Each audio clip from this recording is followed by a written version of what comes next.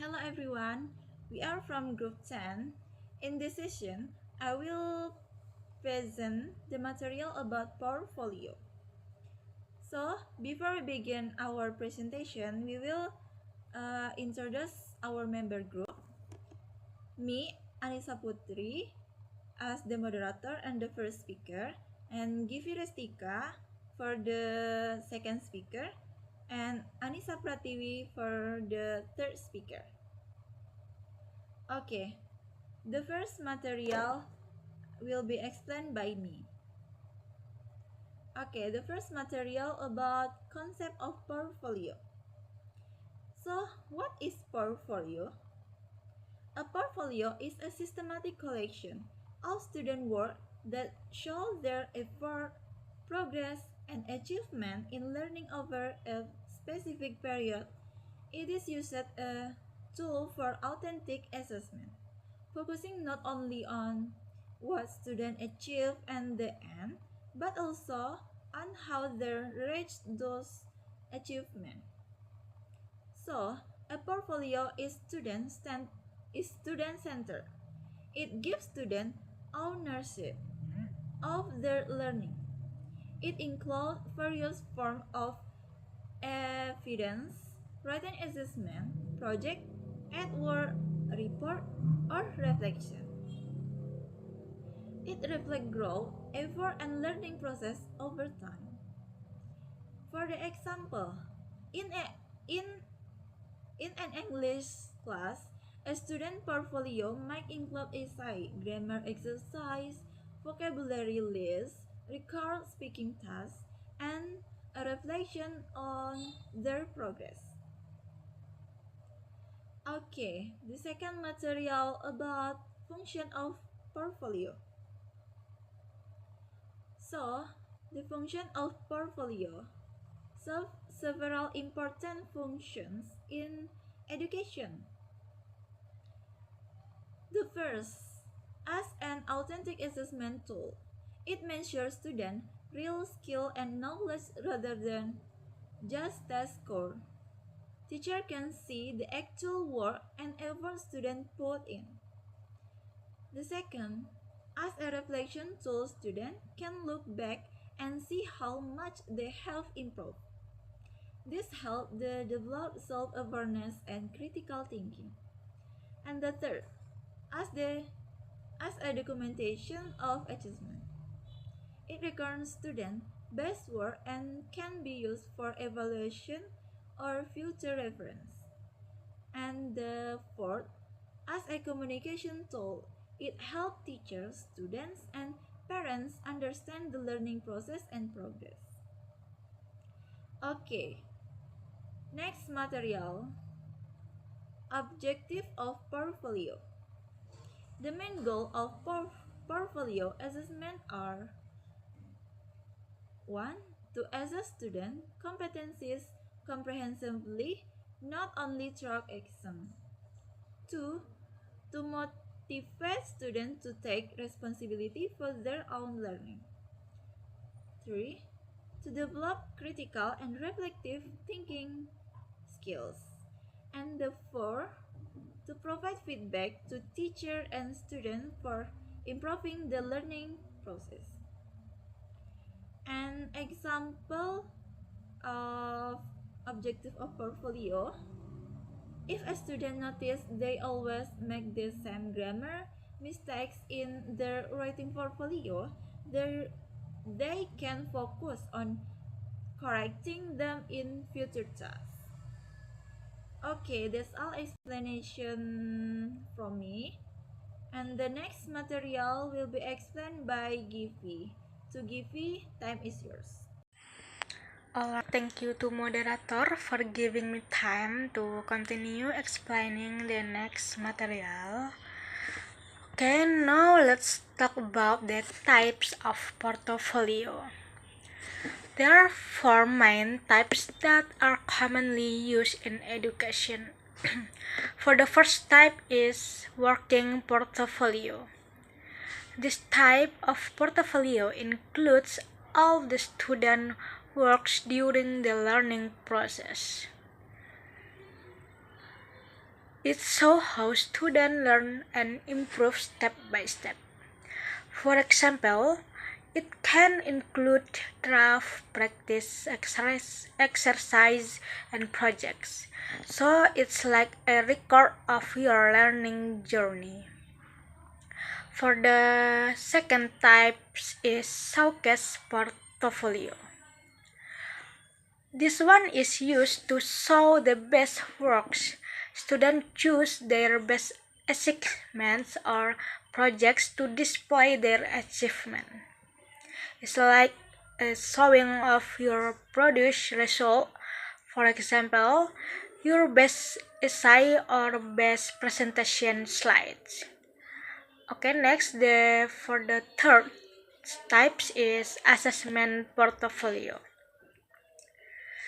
This type is used by teachers to evaluate or give grades to students. The teacher checks the portfolio to see if students have reached the learning goals. So it is more formal and focuses on assessment. And the last type is reflective portfolio. This one is very personal. It includes student reflection, their thoughts about what they learned, what they found difficult, and how they improved. For example, you can write, I used to be nervous when speaking English, but now I'm more confident. It helps us understand ourselves better as learners. Okay, the next material we talk about step in portfolio. Okay, the next let's see the step in portfolio assessment. There are 6 simple steps that teachers and students can follow to make portfolio assessment effective. For the first is define purpose and criteria. First, we need to decide why we are making the portfolio. Is it for grading, for reflection, or just to show progress? And then the teacher and students decide the criteria like creativity, completeness, or accuracy. For the second step is collect student works.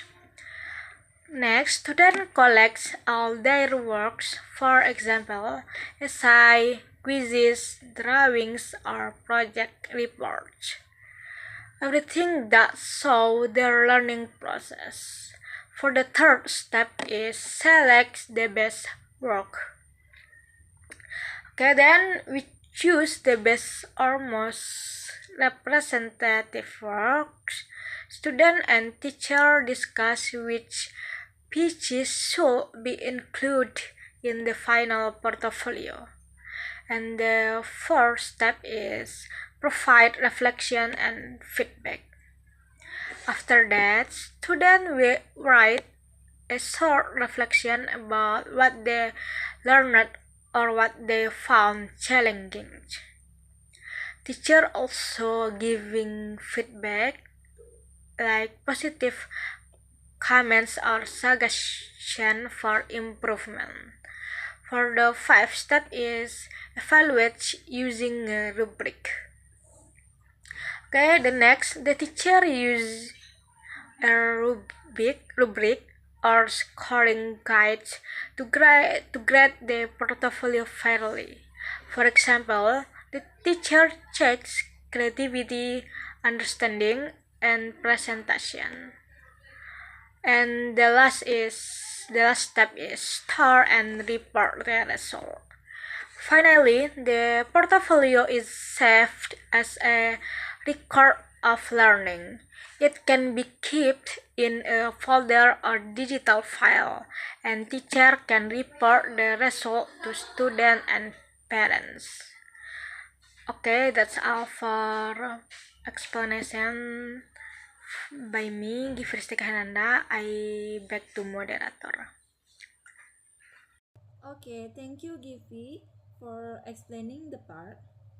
And the next material will be explained by Anissa Pratiwi. So, Anissa, time is yours. Thank you for opportunity for moderator. Let me introduce myself. My name is Anissa Pratiwi. I will explain designing of portfolio. Point 1. Define the purpose of the portfolio. The first step is to clarify why the portfolio is being created.